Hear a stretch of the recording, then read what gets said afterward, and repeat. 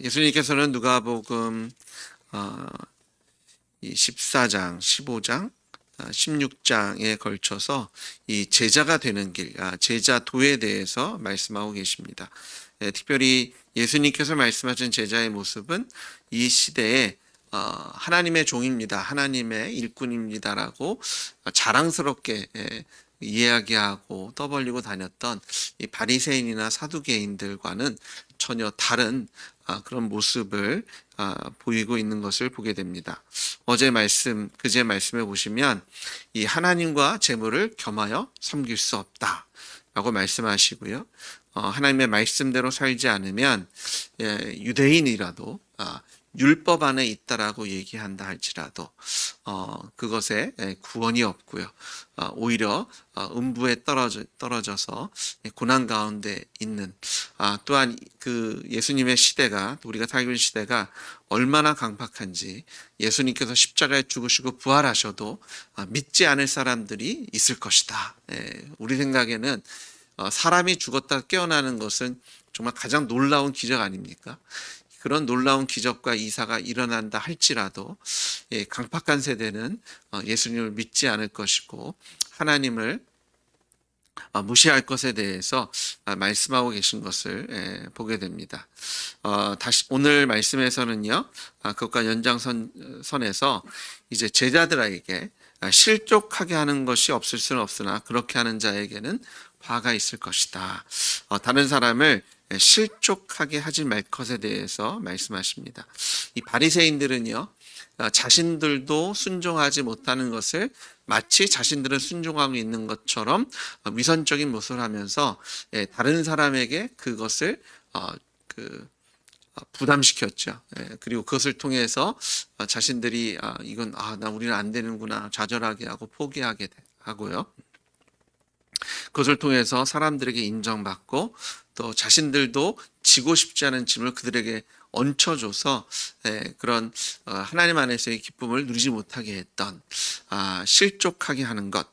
실족하게 한다는 것은요, 사람으로 하여금 죄를 짓도록 유혹하거나 아니면 잘못된 가르침, 특별히 여기서는 고의적으로 잘못된 가르침을 통해서 사람들이 넘어지게 하고 쓰러지게 하고 하나님부터 멀어지게 하고 하나님을 찾고 바라고 소망하는 것에서 떨어지게 하는 것, 그런 것들을 이야기하고 있는 것을 보게 되고, 저희가 바리새인이나 사두개인들과 한번 얘기를 해보면 자신들도 지킬 수 없는 율법을 그들의 짐에 짊어지게 해서 오히려 율법으로부터 멀어지게 하는, 이건 못할 것이구나.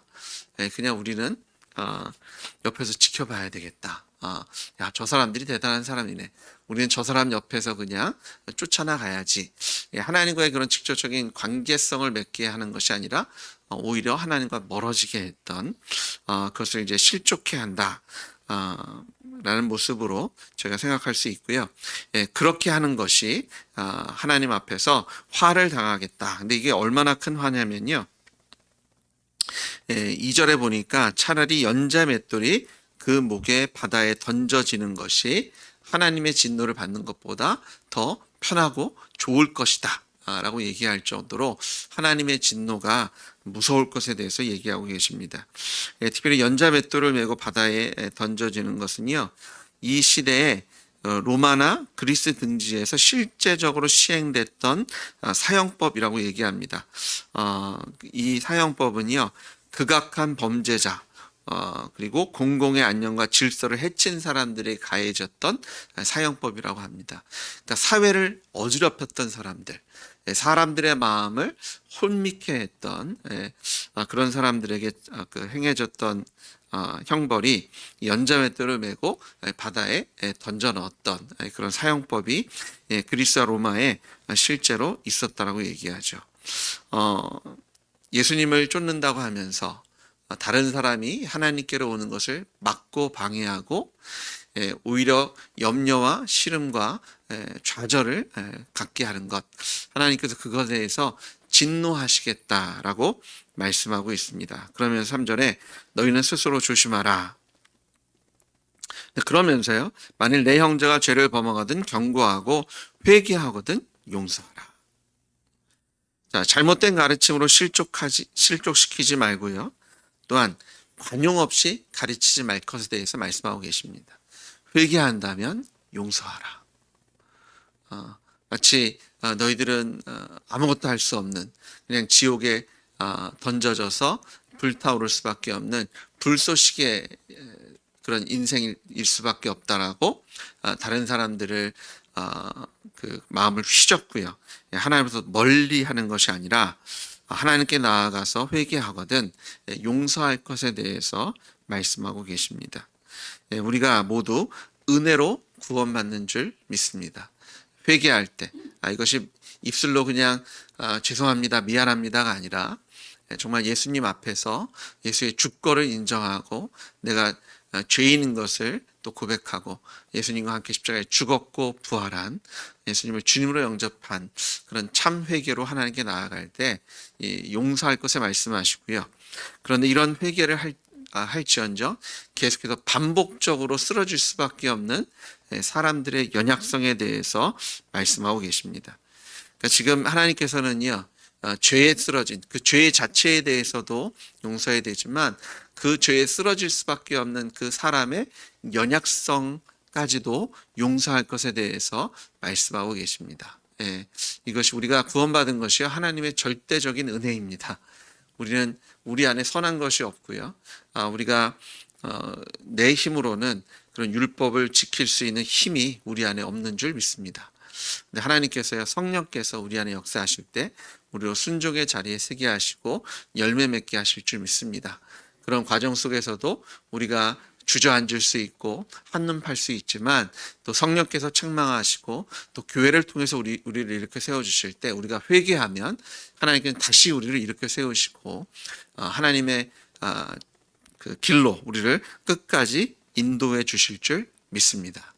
우리는 이 관용에 대해서 얘기해야 됩니다. 항상 자기 자신에게 대해서는 상당히 여유롭고요. 이럴 수 있다. 용서. 이 사람이 그렇지. 그런데 다른 사람에 대해서는 사람이 어떻게 저럴 수 있어? 라고 얘기하는 그것이 아니라 관용함으로. 바리새인들이 그랬습니다. 자신들의 위선을 하는 것은 우리는 할 만큼 하고 있는데 저 사람들은 저건 할 만큼 하지도 하고 있지도 않은 거고 그러면서 그 사람들에게 더 큰 올무를 계속해서 얹어 주었던 그런 바리새인들을 책망하고 계신 것을 보게 되고요. 이 용서를 용서하는 만큼 하루에 7번이라도 내게 죄를 짓고 7번 내게 돌아와 내게 회개하라 하거든 너는 용서하라. 이 7번은 단지 7번에 대한 얘기가 아니라 무제한으로 회개한다면 용서할 것에 대해서 말씀하고 계시고요. 특별히 제자를 키운다는 것. 주님께서 우리에게 모든 민족으로 제자 삼으라고 하셨잖아요. 우리가 먼저 예수님의 제자가 되었고요. 또 그 제자 중에서도 이제는 제자를 삼을 수 있는 제자로 삼아주셨습니다. 그럼 우리도 누군가를 제자 삼을 때 그 제자들이 얼마나 많이 쓰러지겠어요.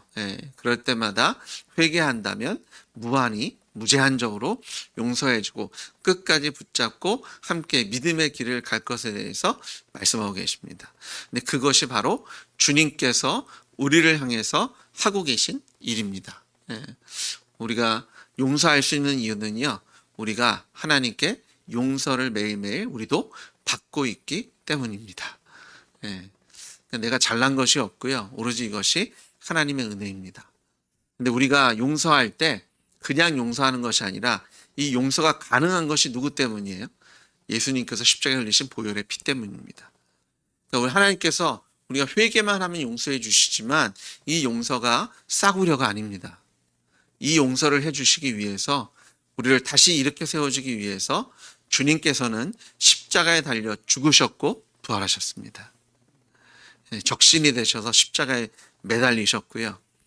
조롱과 책짓질과 우리가 당해야 할 모든 고통과 핍박과 순환을 다 감당해 주셨어요. 다른 거 아니라 우리 용서해 주시려고. 그러니까 용서를 하는 자나 용서받는 자나 이것이 나라면 용서 못하지만 예수님의 보혈의 힘을 의지해서 하나님은 오늘도 우리를 용서하신다.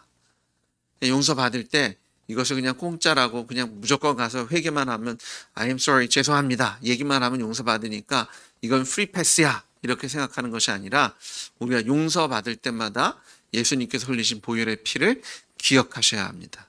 용서를 해주실 때마다 내가 마음이 넓어서 용서하는 거 아니라 예수님의 보혈의 피를 의지해서 용서함을 선포하시는 그 예수님의 십자가를 의지해서 관용하시고 품어주시고 인내해 주시는 여러분 되시기를 주의 이름으로 축복합니다.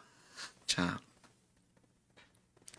이런 모습을 제자들의 모습을 배우다 보니까 제자들이 마음에 부담이 됐던 것 같아요. 5절에 보니까 사도들이 주께 여짜워 우리에게 믿음을 더하소서. 재물과 하나님을 겸하여 섬길 수 없고 예수님보다 그 무엇도 더 사랑하면 안 되잖아요. 가족이든 어떤 물질이든. 그리고 내가 있는 것 그냥 내 마음껏 나를 위해서 사용해도 안 되고 물질을 주신 것에 대한 책임을 져서 고아와 가부를 정말 성심성의껏 섬겨줘야 하고 무엇보다도 잘못한 사람들 회개만 한다면 무제한적으로 용서하라고 하시니까 제자들의 마음에 부담이 됐던 것 같아요. 그래서 그들이 이렇게 얘기합니다. 주님, 우리에게 믿음을 더해 주십시오. 근데 주님께서 이렇게 말씀하십니다. 너에게 겨자씨만한 알만한 믿음이 있더라면 이 뽕나무더러 뿌리 뽑혀 바다에 심기어라 하였을 것이요 그것이 너희에게 순종할 것이다. 이 팔레스타인의 뽕나무는요 그 뿌리 박는 힘이 강하다고 얘기합니다. 그리고 그 나무가 한 600년까지도 살 수 있다라고 얘기합니다. 아주 건강한 나무죠. 뿌리를 단단히 박아서 또 비가 안 오면 건조한 지역인데 거기서 살아남을 수 있는 품종입니다. 그런 정말 견고하게 뿌리 내린 그 뽕나무를 뽑아다가 바다에 심기라고 해도 우리 안에 믿음만 있다면 하나님께서 하실 것이다라고 얘기합니다. 어쩌면 제자들은 믿음의 양에 대해서 얘기했을지 모르겠어요. 근데 예수님께서는요 믿음의 질을 말씀하십니다. 정말 믿는다면 우리에게 믿음을 더해 주십시오. 제가 오늘 보니까 이건 할 수 있고 저건 할 수 있는데 이것까지는 못할 것 같으니까 이것까지 할 수 있는 믿음을 더 주십시오. 라고 요청하고 있다면 지금 너희들이 갖고 있는 믿음 그거면 충분한데 믿음이 뭐예요? 무엇을 누구를 믿는 겁니까? 부활하신 예수님을 나의 주와 하나님으로 믿는 줄 믿습니다. 우리가 예수님을 믿는다면 우리는 순종할 수 있습니다. 이것이 믿음으로 기적이 일어날 수도 있지만요. 믿음으로 하나님께서 우리에게 주신 최고의 선물은 순종입니다. 순종을 통해서 우리의 삶 속에 열매 맺게 하시는 것을 믿습니다. 그런데 이 순종, 믿음의 적은 뭐냐면 교만함입니다.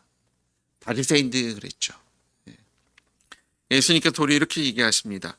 믿음이 무엇이냐면 7절, 8절, 9절에 보시면 종이 밖에 나가서 일하고 왔어요. 그 이제 돌아왔습니다. 그랬더니 주인이 그 열심히 일하고 온 종을 아이고 수고했다. 얼마나 힘들었어. 일로 와서 빨리 밥 먹으라고. 그러겠느냐? 식사 때면은 종을 어떻게 한다고요?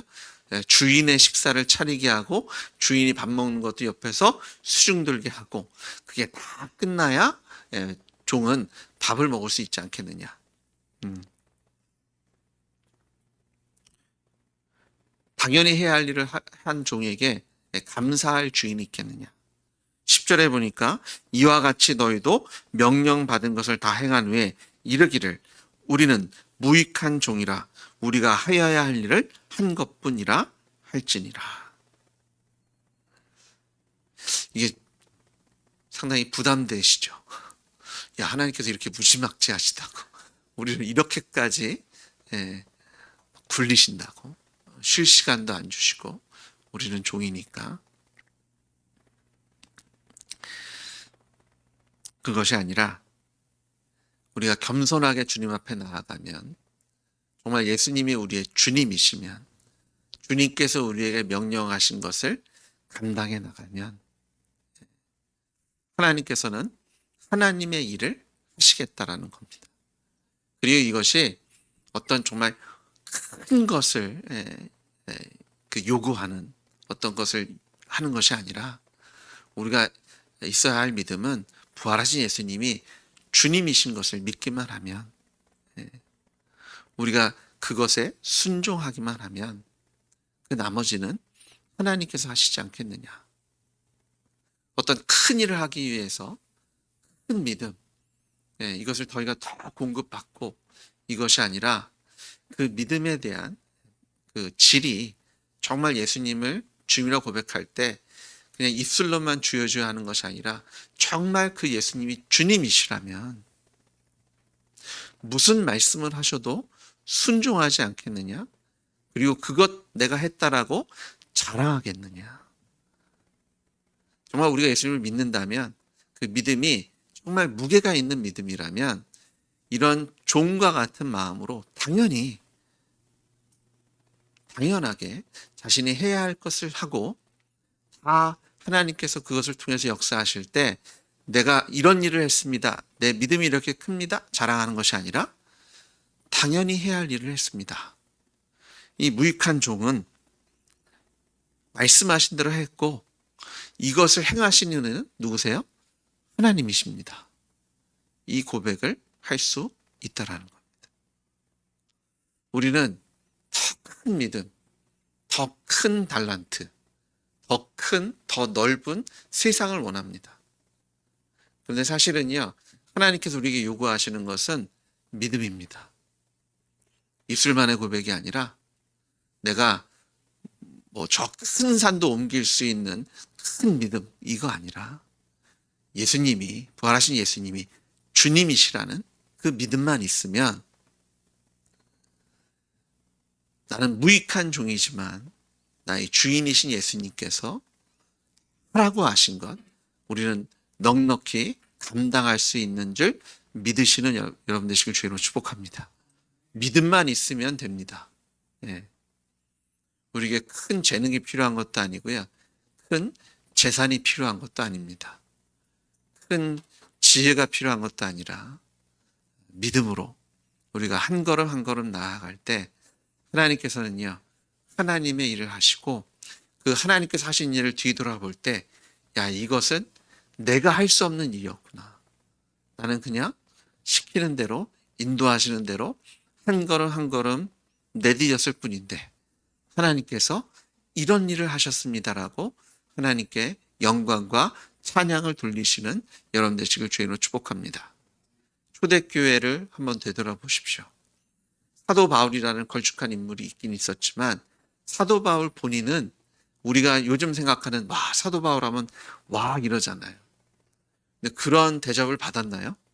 아니요. 가는 곳마다 돌팔매실 당하고 조롱당하고 쫓기고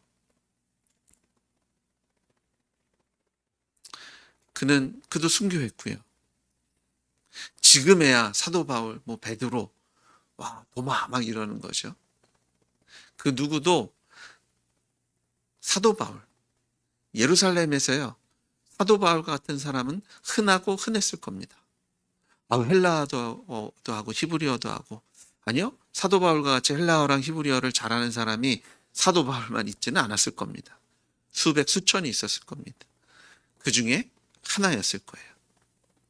근데 그는 믿음대로, 말씀대로 하나님께서 맡기신 일을 하나하나 해나갔더니 하나님께서 사도 바울을 통해서 제자들을 통해서 성경을 기록하시고 교회를 세우시고 그리고 300여 년이 지난 후에는 로마의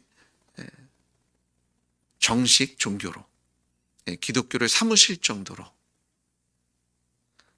하나님께서 역사하신 줄 믿습니다. 어떤 뛰어난 인물, 우리가 지금 보면 뛰어나지만 그 사도 바울이 살고 있었던 그 당시 사도 바울은 되게 연약한 사람이었거든요. 그런 사람이 참 많습니다. 역사 속에서 화가들도요.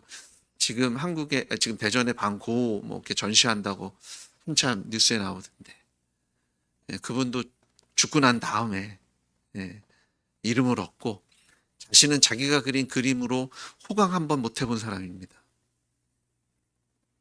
근데 그는 자기가 그릴 것 그냥 그려 나갔을 뿐이에요. 이게 하나님께서 주신 재능이었겠죠. 우리의 인생도 그렇습니다. 예, 우리가 하나님께서 우리에게 맡기신 일을 하나하나 해나가면 하나님께서는요, 우리가 감히 할 수 없는 일을 행하실 줄 믿습니다. 예, 우리가 뭐 노원역에 나가서 한 번 전도한다고 무슨 일이 생길까? 우리가 오늘 가난한 사람들을 이렇게 구제하고 돕는다고 어떤 일이 생길까? 1년에 몇 번 뭐 인도나 베트남이나 이런 나라 가서 세미나하고 이렇게 하는 것이 어떤 일이 생길까? 하나님께서 하십니다. 우리가 순종만 한다면 우리의 입술에 하나님 좀 무익한 종, 제가 이걸 기대했던 건 아닌데, 이걸 상상한 것도 아닌데, 주님께서 명령하신 대로 한 걸음 한 걸음 내디뎠을 뿐인데, 와, 하나님께서 이런 일을 하셨습니다. 우리가 주님 다시 오셔서 우리 부르실 때 하나님 앞에 나아가서 이런 고백할 수 있는 교회되고 가정되고 여러분 되시기를 주의 이름으로 축복합니다. 같이 기도하시겠습니다. 하나님, 사람들을 실족시키는 제자가 아니라 사람들에게 짠맛을 내고 빛을 보여줄 수 있는 무익한 종은 단지 순종했을 뿐인데, 나는 할 것을 했을 뿐인데 하나님께서 이렇게 하셨습니다라고 하나님께 영광 돌릴 수 있는 우리 교회 되기 원합니다. 지금 작은 일, 하루하루 살아가는 일을 믿음으로 살게 하셔서 하나님께서 이 뿌리 깊게 박은 뽕나무도 들어서 바다에 심어버리시는 그 하나님의 크고 놀라운 일을 경험하고 또한 하나님께 영광 돌릴 수 있는 우리들 될 수 있도록 아버지, 이 새벽에 우리가 기도할 때 주님 도우시고 우리에게 믿음을 더하실 때 아버지 하나님, 우리의 입술로 예수님을 주이라고 고백하는 것이 단지 입술만의 고백이 아니라 우리의 마음의 고백, 우리의 삶의 고백이 되게 하실 줄 믿습니다. 이 새벽에 우리를 도우셔서 열매 있는 삶, 하나님께서 귀하게 우리를 사용하셔서 영광 받으시는 삶으로 우리를 이끌어 주십시오. 예수님의 이름으로 기도드렸습니다. 아멘.